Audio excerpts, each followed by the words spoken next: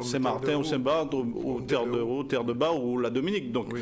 Mais on est là quand même, on doit travailler pour pouvoir se prendre en main au départ et ensuite attendre qu'on nous soulage, je dirais, et qu'on puisse nous aider à Qu'est-ce qui manque en ce moment à la Désirade? Je n'ai pas compris. Qu'est-ce qui manque en ce moment à la Désirade? En ce moment, c'est vrai qu'on a beaucoup de déchets verts, on a les plages qui sont abîmées, donc on doit remettre en état parce que nous arrivons dans la saison touristique et la Désirade est aussi tournée vers le tourisme. Donc nous travaillons d'arrache-pied de façon à remettre en état les plages qui ont été abîmées, enfin certaines plages plus que d'autres, et aussi le transport des déchets verts de façon à les traiter. Alors, il y a une problématique qui est particulière à Désirade et aux îles en général.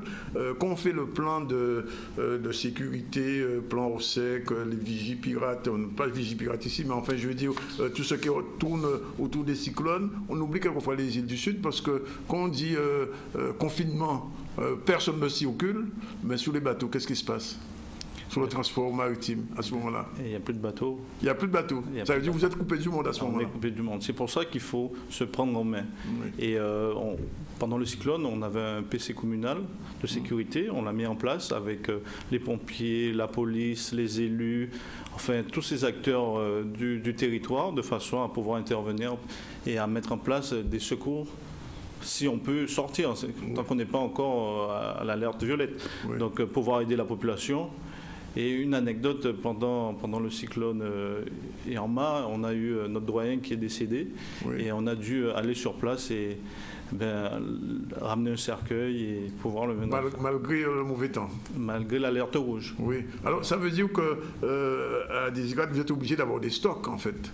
Par exemple en eau, en bouteille, des choses comme ça, même quand il n'y a pas de cyclone ou d'ouragan. Bien sûr, ouais. On prévoit en amont, lorsque la saison cyclonique arrive, on fait des stocks d'eau en cantine, de façon à pouvoir soulager la population si on a un mec d'eau. Donc vous savez dire qu'à la Désirade, vous avez gardé la culture cyclone.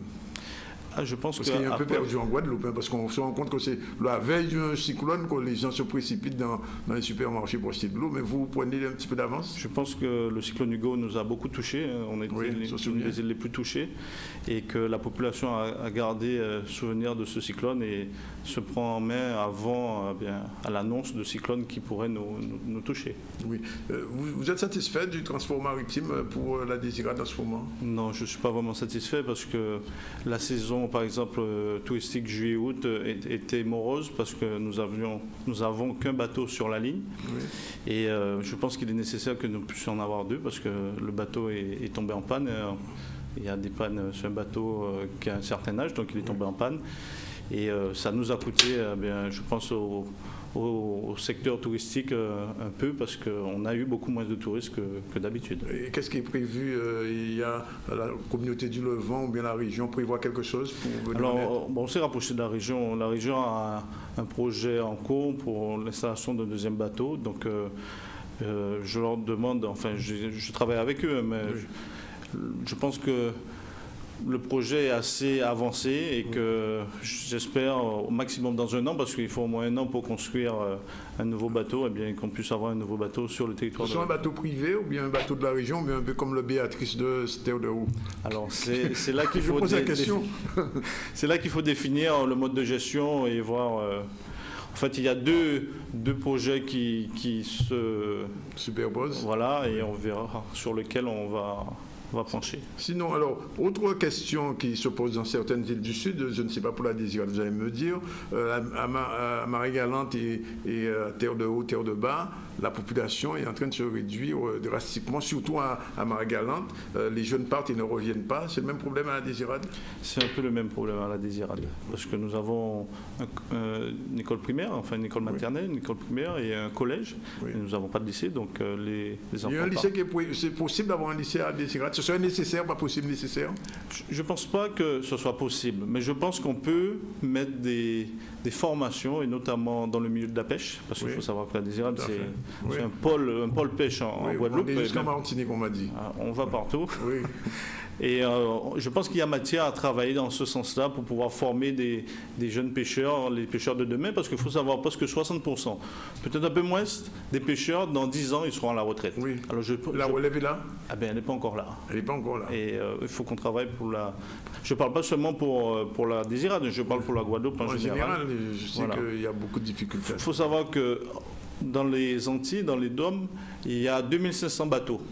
Environ 600 de pêche, environ 2500 sur la France, 2500 dans les DOM et 1000 en Guadeloupe. Donc, 1000 en Guadeloupe. Voilà. Donc, quand même, moins de 50% de la flotte de pêche. Donc on est vraiment tourné sur ça et 60% qui partent à la retraite, eh bien, vous imaginez le nombre d'emplois qu'on pourrait créer demain. D'accord. Et est-ce qu'il y a suffisamment de poissons? Je pense qu'il y a des techniques de pêche à faire évoluer. Il faut peut-être aller plus loin. Voilà, réfléchir à un autre mode de pêche. Je sais que l'Ifremer avait sorti des chiffres et disait qu'il n'y avait que 10% des poissons pélagiques qui étaient pêchés. Enfin, il y a matière à travailler, je pense, en ce sens-là, et de façon à créer des emplois. Alors là, on va parler au président de l'association des maires, puisque vous avez une double casquette. Vous le savez, après le passage de l'ouragan, dans beaucoup de communes, les maires ne sont pas du tout satisfaits. Ça remonte jusqu'à vous? Bien sûr, bien sûr. Oui. D'ailleurs, nous avons fait une intervention commune pour les élections sénatoriales en préfecture. On a annoncé on a dit qu'on n'était pas satisfait de l'arrêté de catastrophe naturelle, déjà. Oui. Alors, est-ce que cet arrêté, il a été modifié ou pas? Parce qu'on ne sait pas, on est dans le flou artistique, on ne sait pas trop. C'est vrai, c'est vrai. Il y a un arrêté qui est sorti, mais en fait, le préfet m'a dit que ce sera au cas par cas, commune par commune. Donc finalement. Voilà, qu'il a demandé à faire remonter les dégâts dans chaque commune de façon à ce qu'ils puissent reprendre un arrêté. J'imagine que le gouvernement a voulu faire vite. Oui, et mal. Après, bon, bien et vite. Voilà, ce serait mieux de faire bien et vite. Oui. Après, je ne pense pas qu'il y avait une volonté de faire mal. Oui. Mais aujourd'hui, on va quand même reposer les pierres sur le jeu. Et voir un peu comment ça va aller. Alors, il y a cet aspect-là. Alors, je sais que cet après-midi, il y a une réunion qui est aussi chaude que pour la Catalogne, puisque c'est la question des contrats aidés. Est-ce que dans votre commune, vous avez aussi ce problème-là de contrats aidés qui risque de disparaître? Oui. J'ai une vingtaine de contrats aidés. Oui. Vous voyez, même pour une petite commune comme la Désirade, je trouve que j'en ai beaucoup. Oui. Mais quand vous avez des jeunes qui viennent de vous voir et vous demandent du boulot, des fois on dit non. Voilà. Et s'il y a la possibilité de prendre des contrats, on les prend. Mais c'est vrai il y a aussi des communes qui n'en ont pas. Il faut être clair à ce niveau-là. Mais nous devons travailler pour maintenir le maximum parce que une fois que ces contrats aidés seront plus là, c'est des jeunes, des moins jeunes aussi qui seront au chômage. Exactement. Chômage brutalement. Alors, qu'allez-vous dire, puisque je sais que toutes les collectivités vont se retrouver autour du préfet, quel va être le discours? Il y a un discours commun, tout le monde est d'accord là-dessus? Je pense que tout le monde veut qu'on maintienne les contrats aidés. Oui. Alors, je pense que le discours, les échanges seront autour de ça, qu'on puisse maintenir, parce qu'il y a certains maires qui ont dit qu'ils ne pourront pas maintenir le fonctionnement des écoles normalement. On a vu déjà à Morne-à-l'Eau, Bouillante aussi. Lamentin, c'est des maires qui se sont manifestés déjà pour dire qu'il y aura des difficultés si on ne maintient pas les contrats aidés. Je pense que l'État a quand même entendu ces cris et qu'on parle déjà qu'on maintiendra pour le fonctionnement des écoles dans le milieu éducatif. Donc, mais il y a aussi à côté, tout ce qui est à côté. Et... les associations. Exactement. Oui. Exactement. Mais est-ce que, d'une manière générale, pour reprendre un petit peu ce que dit le gouvernement français, les contrats aidés permettent d'accéder à l'emploi, mais ça sert juste à masquer le chômage? Écoutez, on peut dire les deux. On va parler sans langue de bois, on peut dire les deux. Masquer le chômage, oui, parce que c'est des gens qui travaillent. Oui, même si c'est provisoire. Voilà, donc on peut enlever, mais il faut proposer autre chose. Moi, je ne suis pas contre. On veut faire des économies, mais c'est des gens qu'on sort dans un milieu où ils travaillent pour mettre dans un milieu où ils seront au chômage.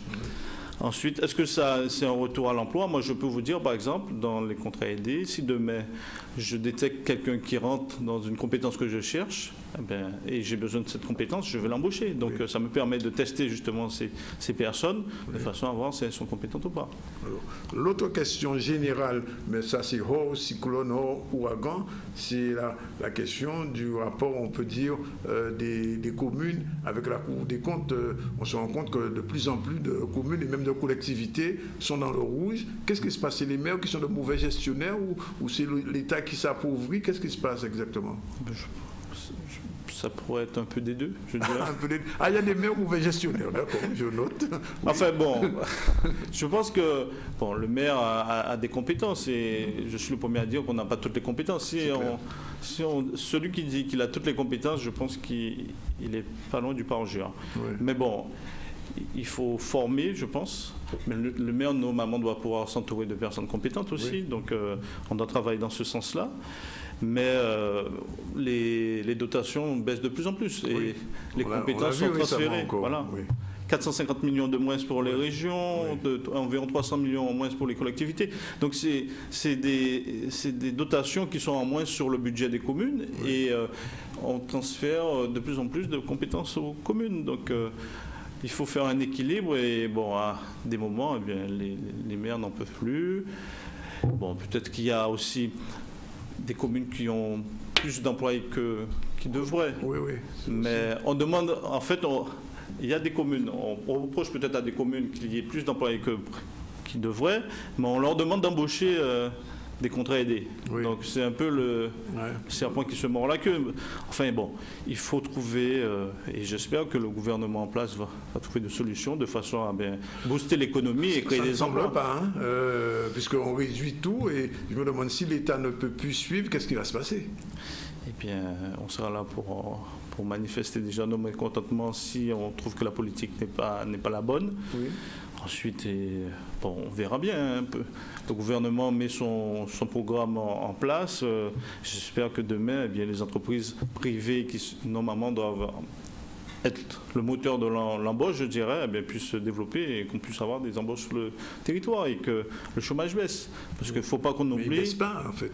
Il ne faut pas qu'on oublie, en Guadeloupe, le chômage est presque 3 fois plus élevé que celui de France, oui. métropole. Oui. Donc, et ça, on ne peut pas faire grand-chose pour ça, jusqu'à maintenant. Eh bien, déjà, on peut peut-être pas augmenter ce chômage. Oui. Et peut-être en maintenant déjà les contrats aidés, ça permettrait de ne pas peut-être augmenter ce taux de chômage ou bien créer des emplois dans le domaine privé.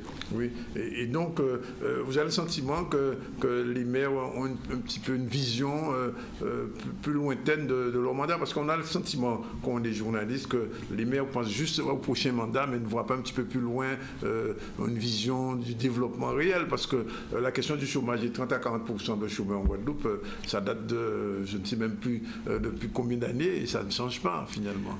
Oui, mais les maires n'ont pas une compétence développement économique. Je veux dire... Oui, mais on doit gérer une population quand même. Hein? Oui, on doit gérer une population, on doit mettre les conditions pour créer peut-être un développement économique. Oui, ça, il faut des financements. Oui. Mais le maire n'est pas là pour créer de l'embauche. Le maire embauche parce qu'il a besoin de compétences. Ça sert aussi pour les élections. Je vous laisse dire ce que vous pensez. Peut-être qu'il y a une part de vérité, mais bon, après... On ne peut pas ne pas dire ça. Oui. Peut-être ça a existé, peut-être ça existe. Ça n'existe plus à Désirade depuis que vous êtes là Avant mon arrivée, j'ai quand même eu 17% d'embauche en plus dans la commune. Et aujourd'hui? Aujourd'hui, j'embauche quand j'ai besoin de la compétence pour faire fonctionner ma commune. Oui. Ouais. Et ça va? Parce que, bon, vous avez la chance d'avoir une commune du point de vue, il faut le dire, géologique, c'est une commune particulière, c'est un territoire particulier qui a été reconnu et même classé. Est-ce que, parce que vous me parliez tout à l'heure du tourisme, est-ce qu'on en tient compte dans le développement touristique de l'île? Parce que je sais qu'à un moment, on parlait de gens qui avaient pris des morceaux de terre, de terrain et qui s'appropriaient des choses à Désirade et qu'on disait que le maire ne disait rien. Non, c'est pas vrai. Il faut savoir qu'à la Désirade, il y a 2 réserves. Oui. Réserve naturelle. Oui. Celle de Petite Terre, qui est le territoire de la Désirade, et celle à caractère géologique, que vous avez parlé. Et bien sûr, nous travaillons sur le développement de ce côté touristique avec une géologie spécifique. Parce que la biodiversité est respectée. Oui, bien sûr. L'environnement, ça a toujours été un pôle pour la Désirade. Et ça a été fait avant moi et c'est fait aujourd'hui et j'espère que ce sera fait demain. Donc on développe, de façon pour développer le touristique, il faut une offre touristique. Et l'offre touristique, je pense que nous l'avons à la Désirade et nous devons... Elle est naturelle, c'est ça? Elle est naturelle. Elle est proche de l'environnement. Pas d'hôtel à 5 étoiles prévu? Il peut y avoir peut-être hauteur de la non, pas sur le plateau. Pas sur le plateau. Mais peut-être dans notre PLU, c'est prévu des petits hôtels, peut-être de 5 étoiles, mais c'est prévu. C'est prévu. Parce que si nous nous tournons vers le tourisme, nous devons pouvoir accueillir un tourisme. Alors, je vous pose la question, pourquoi? Parce que vous savez, on va avoir beaucoup de touristes cette année, puisque les gens ne peuvent pas aller à Saint-Martin, peut-être moins dans l'autre île du Sud, je parlais des Saintes ou de Terre de Haut, de Terre de Bas, les gens viendront vers la Désirade. Et on vous regarde en Guadeloupe, en Martinique, mais aussi en France. Qu'est-ce que vous direz à quelqu'un qui voudrait venir à la Désirade cette année? Eh bien, de venir découvrir la Désirade. Quelle est l'offre? L'offre? Oui. Bien, vous avez le côté réserve naturelle. Il y a des iguanes, d'accord. Il y a des iguanes, mais ce n'est pas n'importe quelle iguane, ce n'est pas l'iguane commun. Vous avez Désirade, la Désirade, c'est l'endroit où il y a les derniers, iguanes délicatissima. Délicatissima, voilà. Oui. Donc c'est la population. L'autre variété n'est pas entrée à la Désirade. Non, d'ailleurs il y en a eu un, on l'a pourchassé, on a réussi à l'attraper. Minimé à ce point-là. Ah oui, c'était vraiment parce que c'est vrai que c'est un danger pour les autres. Exactement, et c'est comme ça que l'espèce disparaît. Et je vous dirais, l'ONF, avec l'État même, la DEAL, a pris conscience et nous a accompagnés, nous a aidés, on les a aidés, on a pu attraper cette iguane parce qu'on veut protéger nos iguanes délicatissima. Après, il y a les plages, mais il y a le côté environnement, les balades, la réserve à caractère géologique, le poisson, le cabri, tous ces axes. Du cabri, cette année, on n'a pas trop ressenti. C'est vrai. Que c'est en baisse. En fait, nous avons eu cette difficulté de bateau aussi, parce que nous n'avions qu'un bateau. C'était compliqué. Donc, nous devons stabiliser bien le transport, la continuité territoriale, je dirais, le transport, de façon à avoir une offre touristique qui tienne dans le temps. Et nous travaillons d'arrache-pied pour le faire. Je vais vous dire, récemment, je suis venu avec un ami à la Désirade. Ça faisait 20 ans qu'il n'était pas venu. Et maintenant, il veut acheter un bout de terrain pour construire. Ça veut dire que la Désirade, je suis persuadé, je sais, la personne qui viendra à la Désirade visiter tombera amoureux de la Désirade. Et même si la mer est mauvaise, ça peut arriver, mais la mer n'est pas tout le temps mauvaise. Oui, parce que quelquefois dans le bateau, l'avion n'est pas prévu. Il y a des avions privés qui peuvent... Voilà. Mais la desserte c'est dans les projets de la région, j'espère que ça va aboutir. J'ai entendu ça aussi. Et donc, non, je pose la question parce que, les gens... Alors, il y a quelque temps, quand vous étiez venu ici, tout de suite après pris votre élection, je me souviens, il y avait tout un projet autour de l'Office du tourisme qui devait partir, etc. Alors, est-ce que c'est réglé définitivement cette affaire? C'est réglé parce que la compétence est passée à la communauté d'agglomération. Donc nous avons aujourd'hui un office de tourisme intercommunal. Intercommunal, qui est relié à la communauté du Levant. Oui, mais c'est un EPIC. Oui, c'est un EPIC finalement. Voilà. Et il y a un président qui est Franck Baptiste. Oui. Donc voilà, et il a été élu il y a peut-être 2 semaines, 3 semaines. Oui. Le président, donc la compétence a été transférée à la communauté. Tout marche bien, ça va? Eh bien, j'espère que ça sera boosté parce que tout est là pour qu'on ait une bonne saison et notamment que la Désirade puisse se développer, je dirais, parce que la Riviera du Levant, c'est 50% du tourisme de la Guadeloupe. Absolument. Donc, la Désirade, avec ses atouts, ses réserves. Dans un grand ensemble. Oui, je travaillerai dans ce sens-là. Dernière question, il est pratiquement 12h53, une question politique. J'ai cru comprendre que M. Lurel allait quitter le PS et créer un grand parti. Vous étiez socialiste proche de Lurel. Vous allez rester au PS ou vous irez avec Lurel? Je n'avais pas encore eu cette nouvelle. Mais... vous savez ça, M. Piosseux. Vous m'avez dit sans langue de bois. Vous êtes au courant que Lurel est en train de créer un parti? Je vais vous dire, j'étais sur la liste de Dominique Théophile au sénatorial. Oui. Donc j'ai travaillé parce que je pensais que Dominique était un bon candidat pour les sénatoriales. Il a été élu. Je suis satisfait. Monsieur Lurel et Madame Jasmin est élus. Oui, vous êtes satisfait des deux côtés? Moi, je suis un homme de consensus. Je travaille pour la Guadeloupe. Oui. Quel que soit. Mais vous aviez un parti, vous aviez une carte quelque part. Oui. J'étais au Parti Socialiste. Alors, s'il change de bord, comme on dit, vous suivez? On peut échanger. Je ne suis pas fermé. Je suis un homme ouvert. D'accord. Si les idées, je partage. Si la Guadeloupe est prise en considération et non des intérêts personnels, eh bien, pourquoi pas? Bien, écoutez, merci d'être venu. On vous recevra peut-être un petit peu avant la fête du Cabri, la prochaine, en avril. C'est bien en avril, c'est ça? C'est en avril pour Pâques. Mi-avril pour Pâques. Donc, on aura l'occasion de vous recevoir, ou quelqu'un, en tout cas, de l'Office du tourisme. Et puis, on attend le résultat de la réunion de cet après-midi. Ou du point de vue des maires, il est 12h54. On a le temps, Mendy, de développer le premier titre, la grève des fonctionnaires.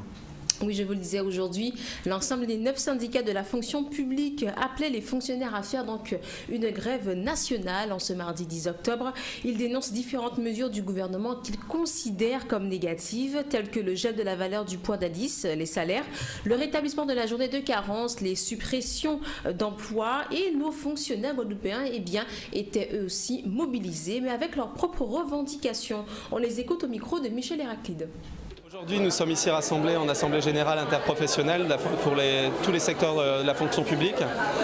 C'est un appel à la grève nationale sur les salaires, puisque depuis maintenant 83, on n'a plus d'indexation des salaires sur le coût de la vie et on a une baisse du pouvoir d'achat de plus de 40% depuis les années 80.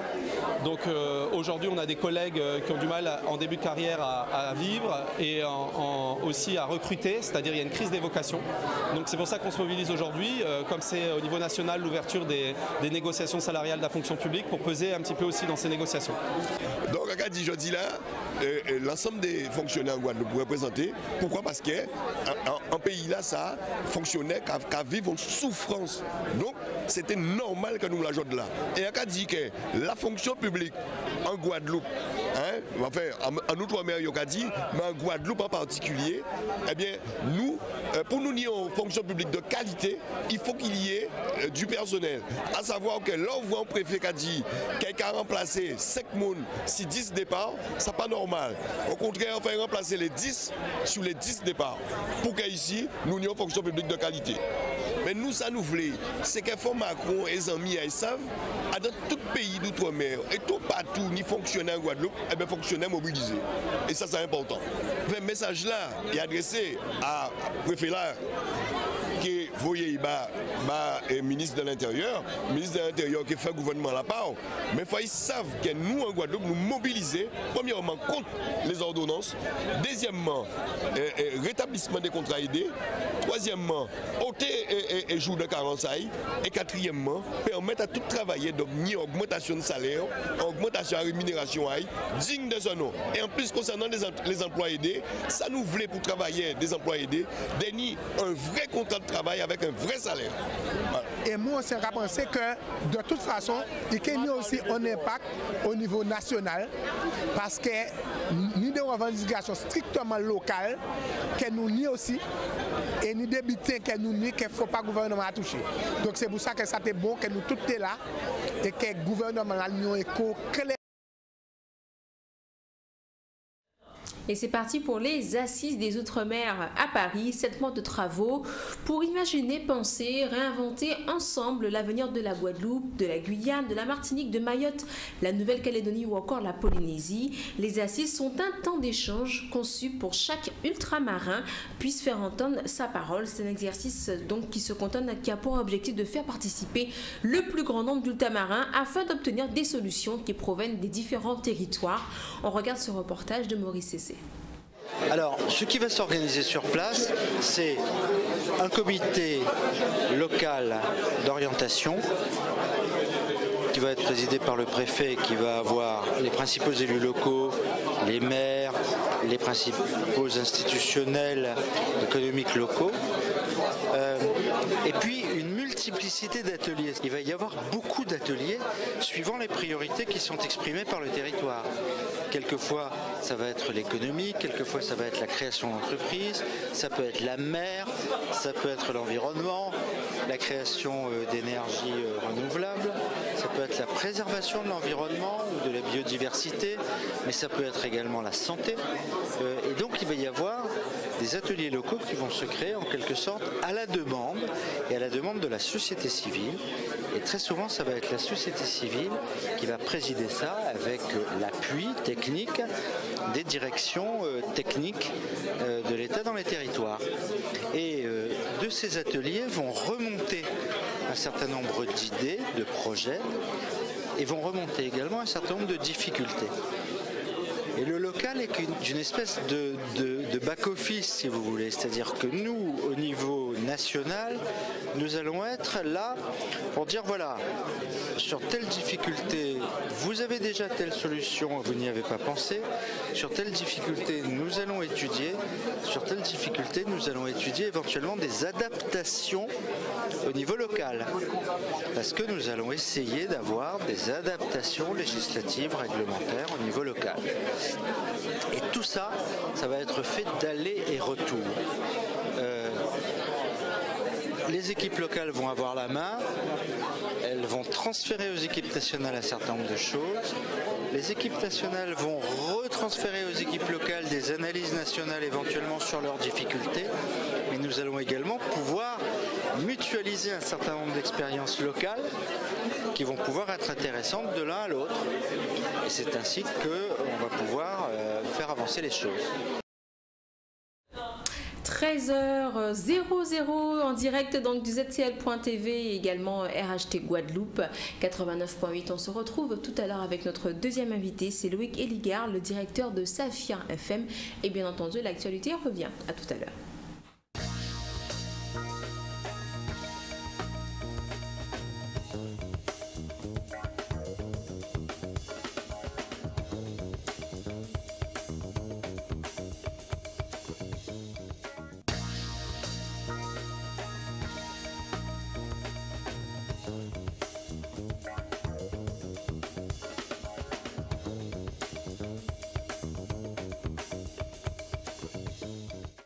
Voilà, il est 13h06 et retour sur le plateau du ZCL en direct du RHT Radio, attention 89.8 et nous allons parler radio tout à l'heure avec Loïc Eligard qui est là, c'est le directeur de Saphir FM, la petite radio qui monte. Mais avant, retour sur les titres de l'actu avec notre ami Mendy et ses lunettes.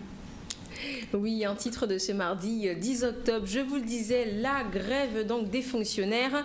Aujourd'hui, l'ensemble des 9 syndicats de la fonction publique appelaient les fonctionnaires à faire une grève nationale.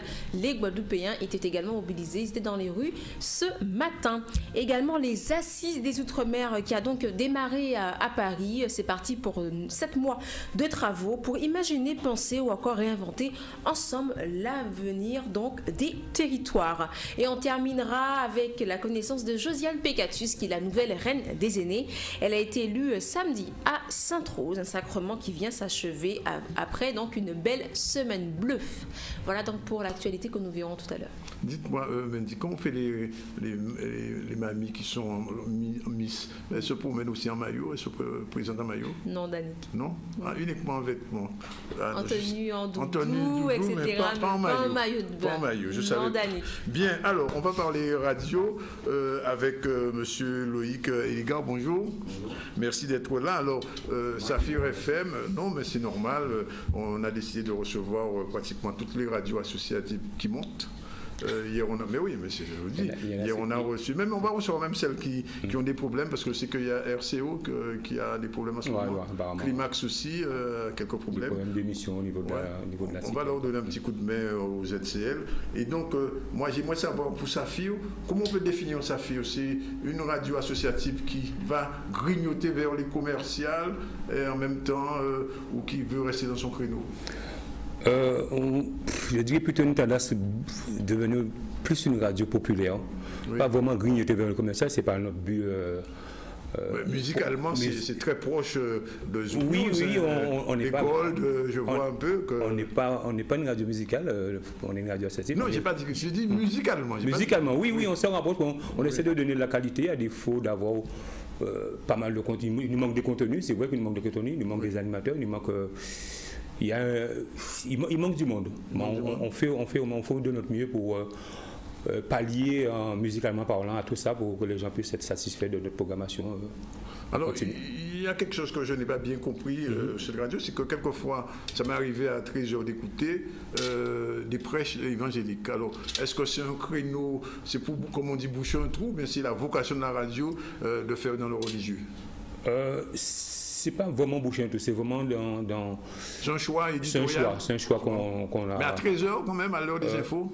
C'est vrai que c'est un peu gênant pour certaines personnes à 13h. C'est à 13h30 exactement, 13h30, 14h. Oui.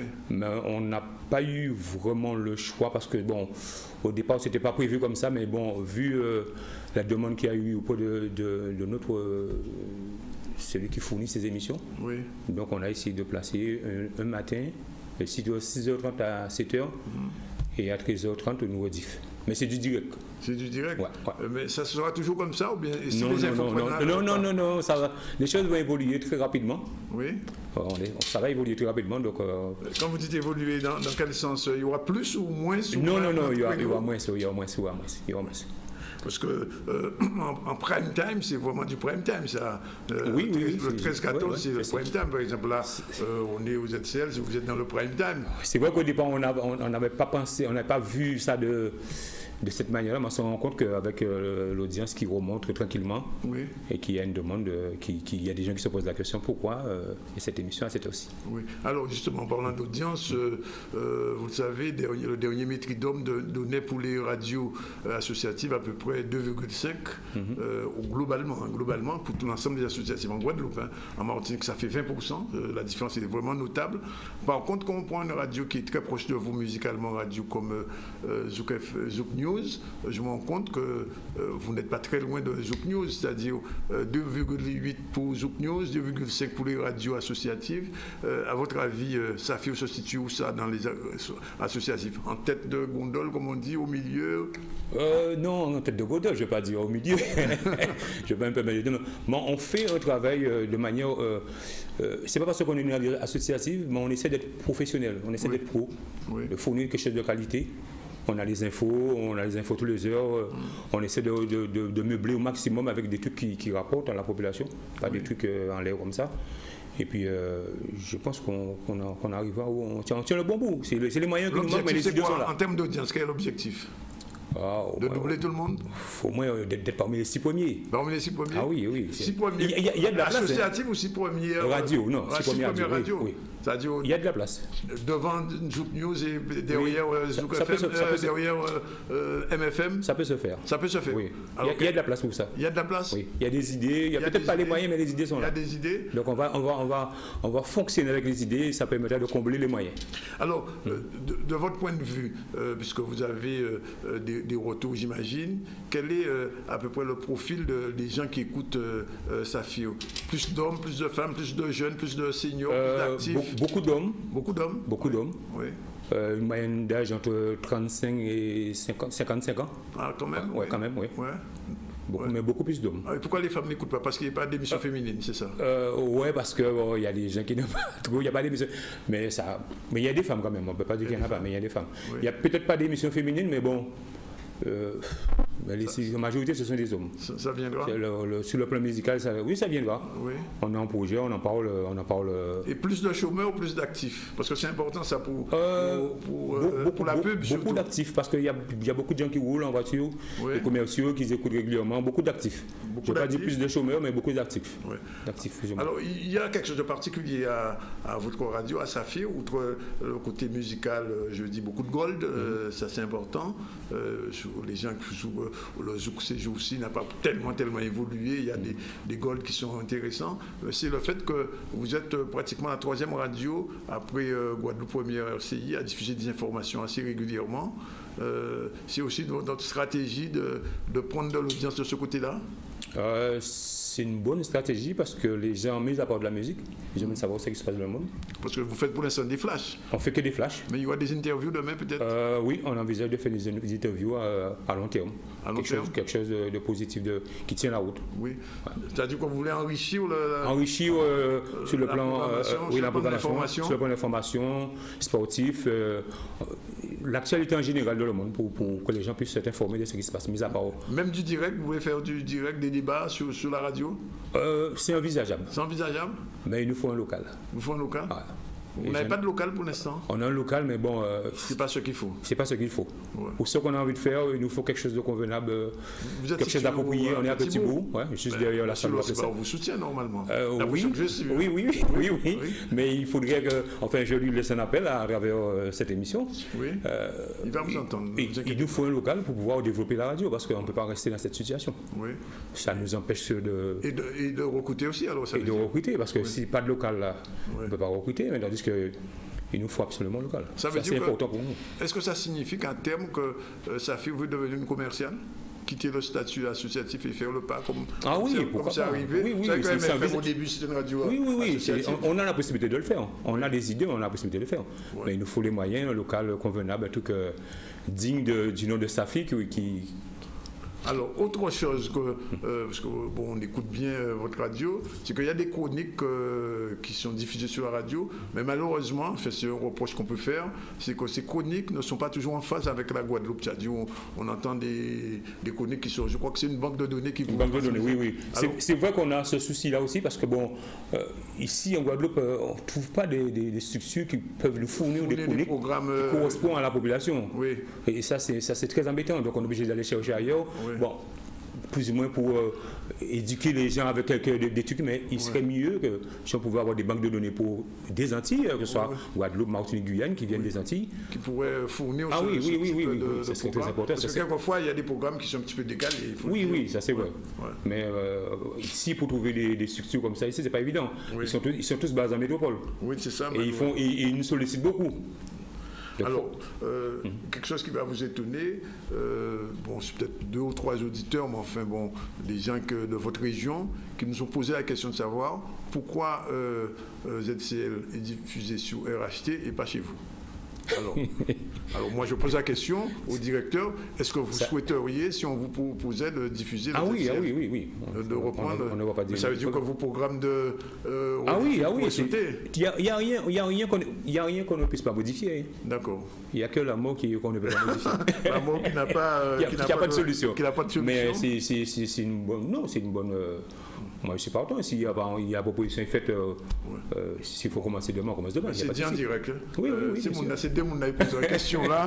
Non, il n'y a pas de souci. À ce niveau-là, je ne vois pas d'inconvénient majeur. Non, pas du tout. Alors, autre chose, j'ai remarqué, c'est tout à fait par hasard, dimanche dernier, j'ai vu qu'il y avait une mutualisation entre RSA et vous, d'échange de programmes.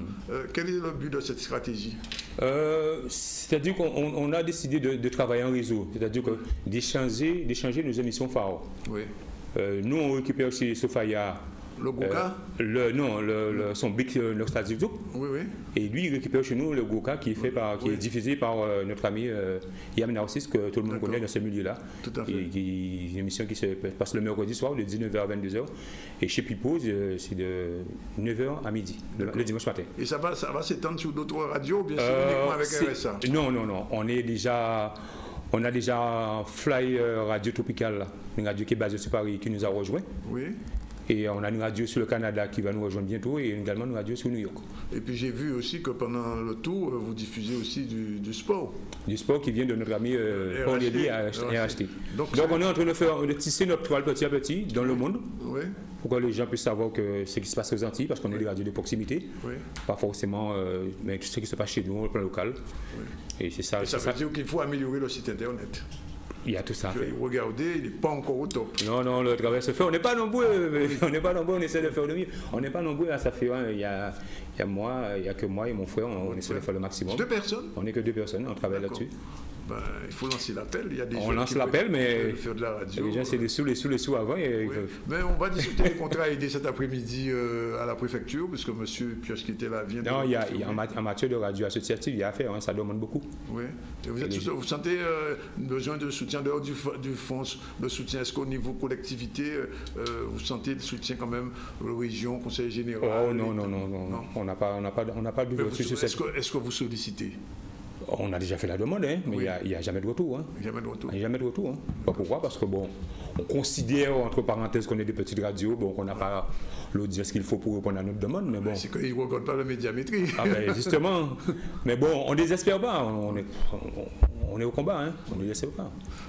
On a monté une association de radio libre qui est la FOG. Oui, la FOG. Donc, dans ce sens-là, je pense qu'on va pouvoir aboutir à faire avancer certains dossiers. Puis, de toute façon, M. Corneille qui était là nous le disait hier encore. Oui, on ne désespère pas. Vous avez une bonne nouvelle, vous savez que le problème de l'électricité est réglé? Oui, hier, on a fait une émission un petit peu spéciale sur cette question. Et il faut quoi EDF nous écoutait, parce que ce matin, comme par hasard, le problème du groupe électrogène est réglé pour la Soufrière. Ah, ben, tant mieux alors. Donc, mais nous, on n'a pas eu ce souci-là. On a pu reprendre quelques jours après Maria. Ouais, oui. Maria, oui. On n'a pas eu ce souci-là, heureusement pour nous. Oui. Bon. On est dans une bonne zone.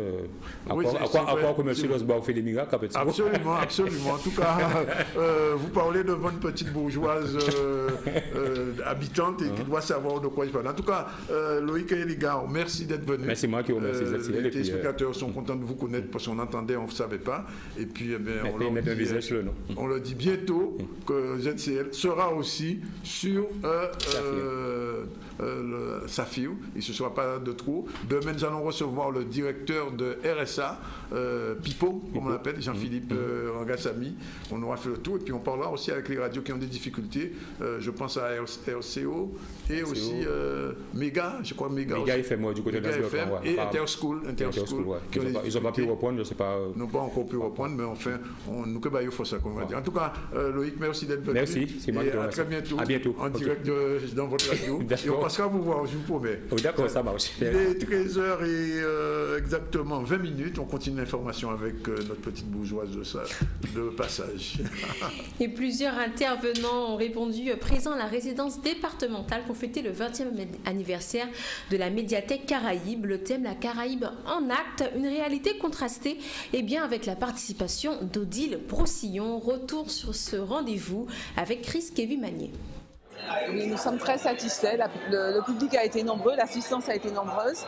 Les intervenants de qualité, on n'en doutait pas, puisqu'on connaît leur engagement pour la Caraïbe. M. Mérillon, président du CORECA, M. Jean Barfleur, Baba, président de la Kanawa, qui a créé le Yoté Pouloussé, M. Fred Reynaud, professeur d'université.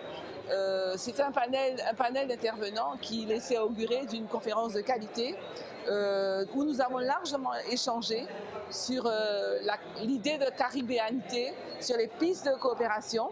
Et nous sommes reçus ce soir à la résidence départementale grâce à sa présidente, Mme Josette Borel-Lacertin, puisque la médiathèque Caraïbe est un service du conseil départemental. C'est une médiathèque entièrement dédiée à la Caraïbe, qui elle aussi apporte sa contribution à développer chez les Guadeloupéens un esprit caribéen, à les instruire, à les informer sur la Caraïbe, à leur permettre d'avoir accès à de la documentation, une riche documentation. La médiathèque est à Basse-Terre, dans le quartier du Carmel, mais la médiathèque c'est aussi une médiathèque virtuelle à travers un site internet qui permet d'accéder à distance à des dossiers documentaires. Vous avez là des expositions sur les pays de la Caraïbe. Ces mêmes expositions sont déclinées sous forme de dossiers que l'on trouve sur le site internet. Donc c'est un outil précieux pour les familles, pour les enseignants, pour tous ceux qui veulent se renseigner sur la Caraïbe. Au niveau du CORECA, nous avons mis en place cette idée que la coopération doit être populaire. La coopération doit être d'abord celle des peuples, que cette coopération-là doit permettre de renforcer les liens entre les personnes et qu'ensuite cet élan qui pourrait être donné par les populations pourra être reprise par les institutions ensuite pour permettre que les activités commerciales, sportives, culturelles de toute nature viennent consacrer cette coopération populaire. Mais elle est de base, elle est essentielle et sans elle, je pense que nous n'allons pas pouvoir atteindre des tailles supérieures. Alors la question des jeunes est importante. En fait, les jeunes vivent de la Caraïbe à leur manière. Ils la vivent dans leur tradition musicale qui est la dancehall. Ils la vivent dans une façon d'établir des relations avec les autres. C'est leur manière à eux de vivre la Caraïbe. Bon, elle ne peut pas être la mienne. Moi, je n'ai pas pas de cette génération.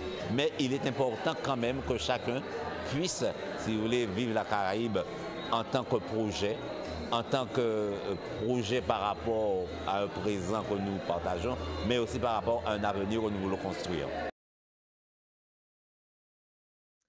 Clorène Sinan, c'est donc la nouvelle Miss Bollywood Guadeloupe. Cet événement où les 4 candidates ont dû faire preuve d'élégance et d'aisance sur scène. Elles se sont donc dévoilées devant un public conquis par leur danse et leur tenue colorée. Au travers donc de 3 passages, je propose de faire un retour sur cette soirée. C'était au Ciné-Théâtre du Lamentin vendredi dernier. Un reportage d'Olivier Félix et Olivier Moradel. Nous avons l'honneur de vous dire que ce soir a été élue Miss Bollywood Guadeloupe 2017. 2018, Mademoiselle Clorène Sinan. Mademoiselle Clorène Sinan. C'était un grand plaisir, c'était un rêve d'enfance. Dans quelques Miss Hollywood Guadeloupe, comme je l'ai dit, j'ai souhaité dans un premier temps être une motivation pour les prochaines candidates, comme je l'ai dit. C'est un grand plaisir et je remercie le jury, je remercie le public, ma famille, mes amis, le comité de India Sandalia, Madame Anika Goubert également, qui n'a malheureusement pas pu être là ce soir. Et je remercie également les danseuses et le public. Récemment diplômée, donc je suis actuellement en licence professionnelle de commerce, donc je compte reprendre ma carrière de danseuse. J'étais en alternance, donc j'ai pas eu le temps de reprendre les danses et tout, donc là je vais reprendre ça. Et j'ai un projet pour les jeunes de la Guadeloupe, de Miss Bollywood, et j'encourage toutes les jeunes filles de venir être à ma place. C'est une très belle aventure et je remercie tout le monde pour cela. C'est la toute première édition ouverte au public et effectivement je suis très satisfaite parce que derrière effectivement on a fourni pas mal d'efforts pour réaliser cette élection et effectivement je suis très satisfaite du résultat.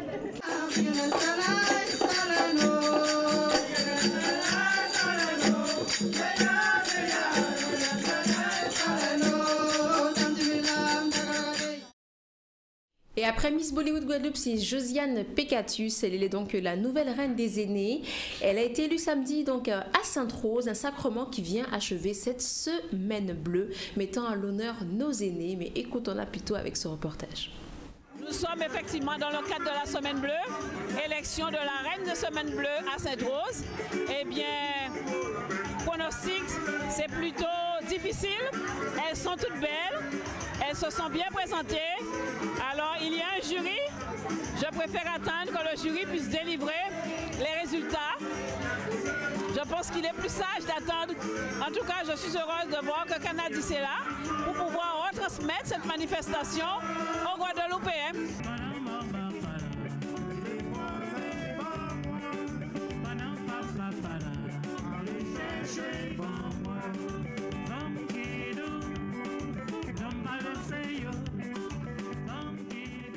Cet après-midi a été élue reine des aînés de la semaine bleue à Sainte-Rose, Madame Pécatus Josiane.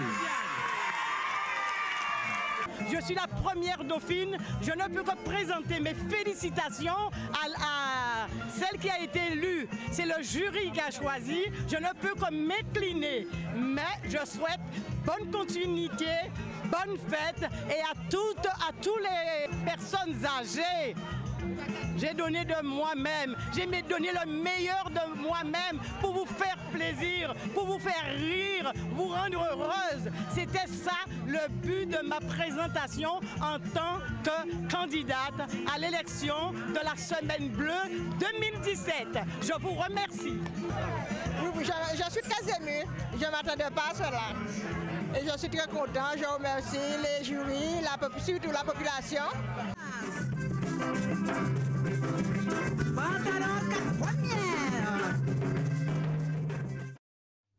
Voilà, donc c'était l'information de ce mardi 10 octobre, Danick. Oui, alors je voulais dire que pour la Catalogne, bien, les choses ne sont pas encore totalement terminées. Le Premier ministre, le président de la communauté de la Catalogne a fait une déclaration un petit peu mi-figue, mi-raisin. On va continuer à suivre cette information et je pense que d'ici demain, on aura un petit peu plus d'informations. Peut-être, Harold ce soir va peut-être revenir sur cette question de l'indépendance de la Catalogne. Autant dire que l'Europe est embarrassée parce que si la Catalogne déclarait son indépendance, ça voulait dire que d'autres territoires européens, y compris français, comme la Corse, mais aussi pas que, les Antilles aussi seraient peut-être concernées. Et donc le Parlement européen est un petit peu embêté dans la mesure où dans sa législation n'était pas prévu ce type d'intervention directe dans les affaires des pays étrangers, des pays européens comme l'Espagne, comme l'Italie demain ou peut-être la France. Donc c'est une situation qui est un peu particulière. Le Premier ministre, enfin le président du Parlement catalan a fait monter un petit peu la tension, a fait le buzz, mais visiblement les choses vont peut-être rester provisoirement en l'état. Bon, on va s'en tenir à ça pour l'instant. Ce sera peut-être dans la grande édition. J'espère que notre confrère Harold reprendra. Sinon, demain, on se retrouve sans Mendy, sans ses lunettes, sans son sourire, mais on va survivre quand même. Voilà. On me retrouve jeudi. On retrouve quand même jeudi. Il est 13h29 dans le ZCL, et puis demain, les chroniques vont venir avec Mina, la nouvelle chronique sur la communication avec Véronique, et puis nos invités, puisqu'on va recevoir le président de la FAPEG, M. Michel Gédéon. On va faire un petit peu le point sur la réunion qui est prévue normalement aujourd'hui avec le recteur, savoir exactement ce qui a été décidé, parce que la rentrée scolaire cette année, elle est un petit peu bizarroïde, au moins, le moins qu'on puisse dire, aussi bien dans les territoires comme Saint-Barthélemy et Saint-Martin, mais même en Guadeloupe, il y a des difficultés. On fera le point demain avec M. Michel Gédéon en attendant de recevoir le recteur. Voilà, c'est fini. Si vous avez le temps, prenez votre thé ou votre café. Nous, on va commencer le déjeuner. Voilà. À jeudi, Mendy. À jeudi, avec ou sans lunettes? Ça dépendra de l'humeur, on verra. Ça dépendra de l'humeur. C'est même pas de la vue, mais c'est de l'humeur. Voilà, c'est noté, c'est fini, on emballe. Réalisation, Mr. Nathan, aujourd'hui c'était zéro faute. Ouais, ça va. Ça va aujourd'hui? On a démarré à l'heure. On a démarré à l'heure. Oui, bon, on lui fait un petit salut.